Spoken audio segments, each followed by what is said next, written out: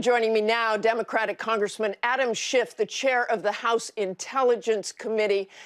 Congressman Schiff, Kellyanne Conway has said you should resign as committee chair. I assume you will not. But what about the evidence? You just heard her. You have said there is ample and abundant evidence of collusion, leaving the very strong impression there was illegal activity. Well, you heard another display of alternate facts from Kellyanne Conway today, where she could not even acknowledge that the Russians tried to help the Trump campaign and did provide substantial help to the campaign. But look, I've been very clear over the last year and a half, that there is ample evidence of collusion in plain sight. And I use that word very carefully because I also distinguish time and time again between collusion, that is acts of corruption that may or may not be criminal, and proof of a criminal conspiracy. And that is a distinction that Bob Mueller made within the first few pages of his report.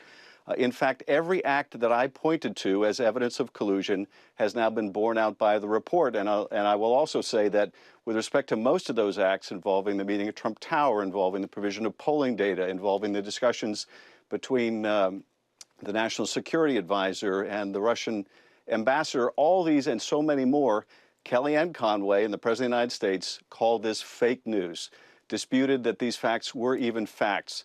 But we now know from Bob Mueller they were facts. You went farther than saying ample evidence. You once described to me on this program that the Trump administration's actions related to the Russia probe are, quote, of a size and scope probably beyond Watergate. What do you say now?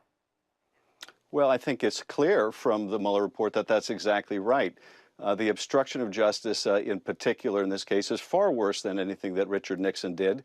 The break-in by the Russians of the democratic institutions, a foreign adversary, far more significant than the plumbers breaking into the Democratic headquarters. So yes, I would say in every way this is more significant than Watergate.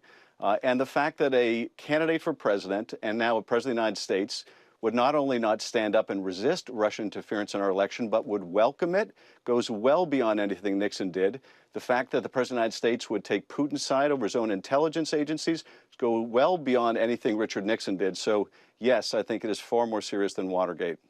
On obstruction of justice, based on the information in the report, do you believe the president did obstruct justice?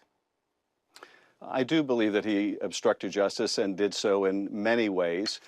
And I think that the Mueller report points out how the elements of obstruction are met in several instances, several courses of the president's conduct. What Bob Mueller said, and this is obviously directly contrary to what Bill Barr represented to the country, is that he felt bound by the Office of Legal Counsel opinion that he could not indict a sitting president. Now, Kellyanne Conway points to that as proof of innocence, but it's not. Bob Mueller made it abundantly clear he felt he could not indict the president.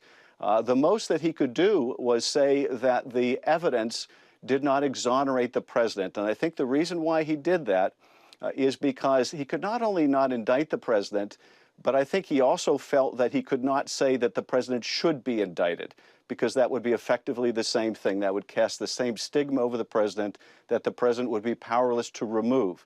So I think that's why Bob Mueller made that non-traditional prosecutorial judgment. He came as close to saying that the evidence of obstruction was evidence of a crime as he could within the Department of Justice regulations. And that's, I think, the point that he was trying to get across, that he preserved the evidence for when the president was out of office, and that he also laid out the evidence so that Congress could understand and undertake its own responsibility. And Congressman Schiff, let's turn to impeachment. Senator Elizabeth Warren has tweeted, "The severity of this misconduct demands that elected officials in both parties set aside political considerations and do their constitutional duty. That means the House should initiate impeachment proceedings against the President of the United States." You've said, unless there's bipartisan support for it, it is a bad idea. But what about that constitutional duty or any precedent that this might set? Well, look, I think Elizabeth Warren makes an important point, and that is that the level of evidence in the Mueller report is serious and damning. And in a normal circumstance would be, I think, without question, within the realm of impeachable offenses. We are, unfortunately, in an environment today where the GOP leadership, people like Kevin McCarthy, are willing to carry the president's water no matter how corrupt or unethical or dishonest the president's conduct may be. And in those kind of circumstances, when Mitch McConnell will not stand up to the president either, it means that an impeachment is likely to be unsuccessful. Now, it may be that we undertake an impeachment nonetheless. I think what we are going to have to decide as a caucus is what is the best thing for the country? Is the best thing for the country to take up an impeachment proceeding because to do otherwise sends a message that this conduct is somehow compatible with office? Or is it in the best interest of the country not to take up an impeachment that we know will not be successful in the Senate because the Republican leadership will not do its duty? That's a very tough question, and I think it's one we ought not to make overnight. Just a final question here, Congressman. You said the Attorney General, Bill Barr, did a grave disservice to the country by misrepresenting significant parts of the Mueller report. Congressman Eric Swalwell, your colleague in the Intel Commission, said Barr should resign. Do you think he needs to step down? Look, I think he should have never been confirmed, and I said so at the time. And he absolutely should never have been even considered unless he recused himself from an investigation in which he had such an obvious bias. I'm not ready to speculate about whether he should resign or not, given that that's not going to happen anyway.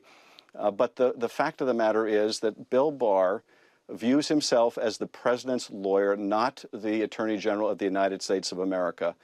And he, I think, quite deliberately misrepresented in saying that there was no evidence of collusion when that is not what the Mueller report says. When he said that there was no obstruction and that essentially Mueller wanted him to make that decision, gave the impression Mueller did not feel bound by the Office of Legal Counsel opinion, that misled the country. When he provided his own summary, and we now know that Bob Mueller had his own summary, there was nothing preventing Bill Barr from, if he wanted to give advance notice of what the report was going to say, to give Bob Mueller's own words. Bill Barr instead chose to mislead the country with his own spin, a spin that was embraced by the president. And I think that history will reflect that Bill Barr let the country down when it needed an attorney general of substance. Okay, thanks very much for joining us this morning, Congressman. Hi, everyone. George Stephanopoulos here. Thanks for checking out the ABC News YouTube channel. If you'd like to get more videos, show highlights, and watch live event coverage, click on the right over here to subscribe to our channel. And don't forget to download the ABC News app for breaking news alerts. Thanks for watching.